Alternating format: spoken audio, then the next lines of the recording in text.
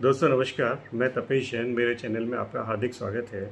आज टॉपिक की शुरुआत करते हैं एक याचिका जो कि सुप्रीम कोर्ट में लगाई गई है। और इस याचिका को लगाने वाले हैं शिव खेड़ा, जो फेमस मोटिवेशनल स्पीकर हैं, और इनके द्वारा एक फेमस बुक लिखी गई है यू कैन विन।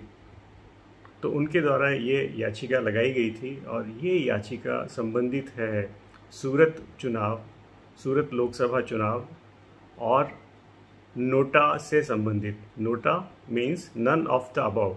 आप जानते ही होंगे नोटा होता क्या है। एक ऑप्शन होता है वोटर को कैंडिडेट्स के प्रति असहमति या असंतोष जाहिर करने का। तो नोटा भी एक कैंडिडेट की तरह होता है। उसका उल्लेख होता है, जो प्रत्याशियों की लिस्ट होती है उसमें नोटा उल्लेखित होता है और उसमें वोटर चाहे तो अपनी असहमति दर्ज कर सकता है और उसका बटन दबा के नोटा के वोट काउंट होते हैं। तो NOTA as a candidate legal choice voters की होती है।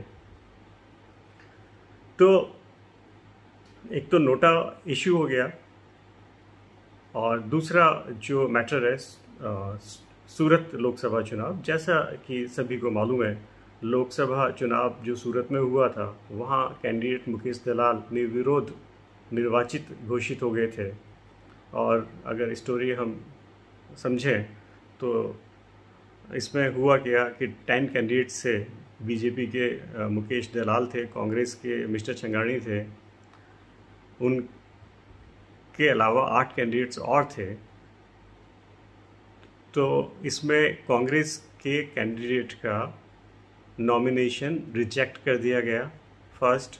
उसके बाद जो 8 कैंडिडेट्स थे इंक्लूडिंग बीएसपी पार्टी का प्रत्याशी, तो इन्होंने अपना नॉमिनेशन वापस ले लिया। तो उस क्षेत्र में लड़ाई के लिए, या जो ये लोकसभा चुनाव था, उसके लिए कोई कैंडिडेट बचा नहीं जो बीजेपी के कैंडिडेट का मुकाबला कर पाए। अंततः उनको विजयी घोषित कर दिया गया। तो आश्चर्य यह है कि इसमें वोटर के द्वारा डिसाइड नहीं हुआ कि मुकेश दलाल को विनर डिक्लेयर कर दिया जाए। कोई चुनाव नहीं हुआ, किसी वोटर ने वोट नहीं डाला और मुकेश जी डिक्लेयर्ड हो गए विनर। तो प्रश्न ये उठता है कि जब सुप्रीम कोर्ट ने 2013 से ईसी को निर्देशित किया हुआ है कि नोटा का ऑप्शन लीगली होगा हर क्षेत्र में, तो अगर चुनाव होते तो हो सकता था कि बहुत सारे वोटर्स नोटा बटन दबाते। तो इलेक्शन होना चाहिए था, और इलेक्शन होता तो किसके बीच में होता? बीजेपी कैंडिडेट और नोटा के बीच में, क्योंकि बाकी अन्य कैंडिडेट्स के नॉमिनेशन है ही नहीं, विड्रॉ हो गए या रिजेक्ट हो गए। तो चुनाव में बचे कौन? सिर्फ 2 व्यक्ति। तो लीगली एक तो बीजेपी कैंडिडेट और दूसरा नोटा का ऑप्शन, जो कि वोटर का राइट है। तो रिजेक्शन का या असंतोष व्यक्त करने का राइट है, और नोटा के वोटों की गिनती होती है। लेकिन सूरत के चुनाव में ऐसा कुछ नहीं हुआ। तो इन्हीं संदर्भों में ये याचिका लगाई गई, और इस याचिका में कहा गया कि नोटा से कम वोट पाने वाले उम्मीदवारों को 5 साल के लिए चुनाव लड़ने से बैन किया जाए। नोटा से कम वोट पाने वाले, और नोटा को एक काल्पनिक उम्मीदवार के रूप में माना जाए। वो नोटा का ऑप्शन है तो उसको एक काल्पनिक उम्मीदवार के रूप में माना जाना भी चाहिए। और तीसरा, चुनाव आयोग नोटा को वैध उम्मीदवार मानने में विफल रहे।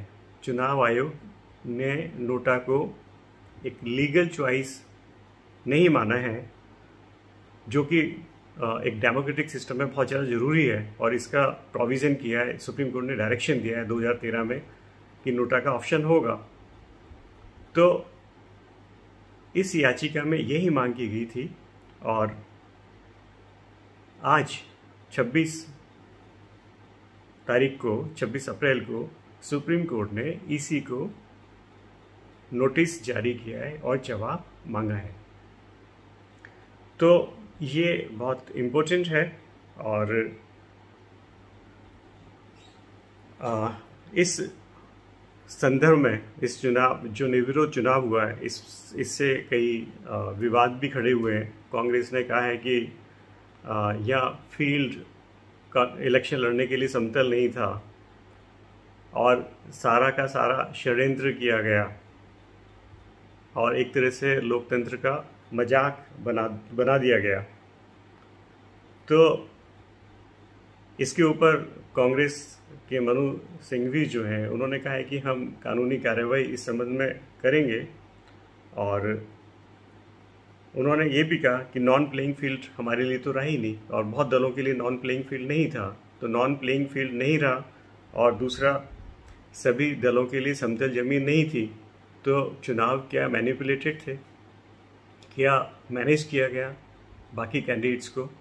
तो इस तरह के कई प्रश्न हैं जिनका जवाब सुप्रीम कोर्ट के द्वारा दिए गए नोटिस के बाद मिल सकेगा, और भविष्य के लिए एक परंपरा या भविष्य के लिए एक प्रोसेस निर्धारित हो पाएगा, जिससे इलेक्शन अधिक लोकतांत्रिक ढंग से हो पाएंगे। बस इतना ही। Thank you.